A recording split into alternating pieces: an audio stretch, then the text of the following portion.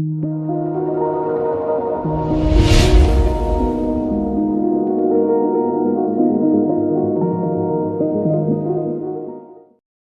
දවසක් වේවා හැමෝටම. අදත් ඔයාලා එකතු වෙලා ඉන්නේ CEB YouTube channel එකත් එක්ක.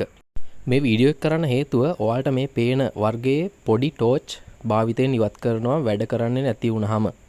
සාමාන්‍යයෙන් මාස 5ක් යද්දී මේ ටෝච් වැඩ කරන්නේ නැති වෙනවා. එකපාරටම ටෝච් එක වැඩ කරන්නේ නැතුව යනවා. මේකත් එක්ක ලොකු මුදලක් වෙන්නේ නැති නිසා අලුත් ටෝච් එකක් මිලදී ගන්න කට්ටිය පුරුදු වෙලා ඉන්නවා. ඇත්තට මේ පොඩි ටෝච් වල පොඩි සර්කිට් එකක් තමයි තියෙන්නේ. එතකොට මේ වීඩියෝ එක කරන්න මූලික හේතුව උනේ Facebook එකේ මම දැකපු පෝස්ට් එකකට තමයි මේ වීඩියෝ එක කරන්නේ.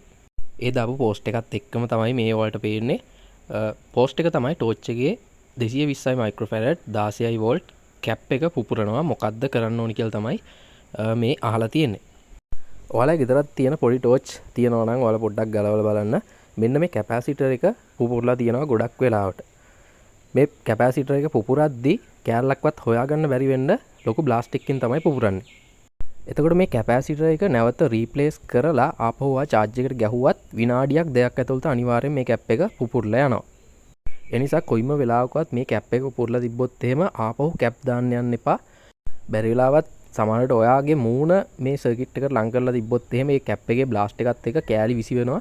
සමහර විට ඔයාලට හානියක් වෙන්නත් ඉඩ තියෙනවා. හරි ඊළඟට මම කියන්නම් මේ කැප් එක පුපුරන්න හේතුව මොකක්ද කියලා. මේ කැපැසිටර් එකේ වෝල්ටේජ් එක 16 වෝල්ට්.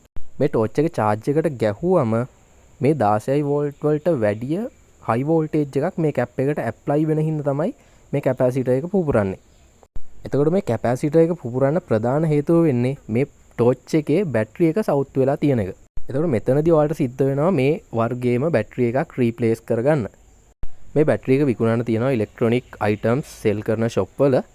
ඒ නිසා අලුතින් බැටරි එකක් ගෙනලා රීප්ලේස් කරගන්න එක තමයි හොඳම දේ. නැතුව මේ කැප් එක කොච්චර මාරු කරත් මේ කැප් එක පුපුරන එක තමයි වෙන්නේ. එතකොට මේ බැටරි එක රීප්ලේස් කරගද්දී මේ බැටරි එකේ ගහලා තියෙන වැලියු එකෙන්ම තමයි ඔයාලා මෙලිදී ගන්න ඕනේ. දැන් මේ බැටරි එකේ වැලියු එක නම් වෝල්ට් 4යි 1.6යි ඇම්පියර් hour. එතකොට බැටරි එකේ තියෙන වැලියු එකෙන්ම බැටරියක් මිලදී ගන්න. අනිත් එක තමයි සමහර වෙලාවට බැටරි එකේ සයිස් එක වෙනස් වුණොත් එහෙම ආපහු ටෝච් එකට දාන්න බැරි වෙනවා. මෙන්න මේ දෙක පොඩ්ඩක් ඔලුවට දාගන්න ඔයාලා. ඒ නිසා බැටරිය රීප්ලේස් කරගද්දී බැටරි එකේ කැපැසිටි එකයි සයිස් එක පිළිබඳවයි පොඩ්ඩක් සැලකිලිමත් වෙන්න. හරි කියලා දුන්නේ පොඩි දෙයක් වෙන්න පුළුවන්. නමුත් මේක හැමෝටම වැදගත් වෙයි කියලා මට හිතෙනවා. තවත් ඔයාලට මේ වගේ පෝස්ට් දාන්න පුළුවන් මගේ Facebook group එකේ. මම ඒකේ link එක පහළ description එකේ දාලා තියන්නම්. ඒකට ඔයාලා join වෙන්න. ඔයාලා දන්නේ නැති දේවල් ඒකේ අහන්න පුළුවන්. මම ඒවා ඔයාලට කියලා දෙන්නම්.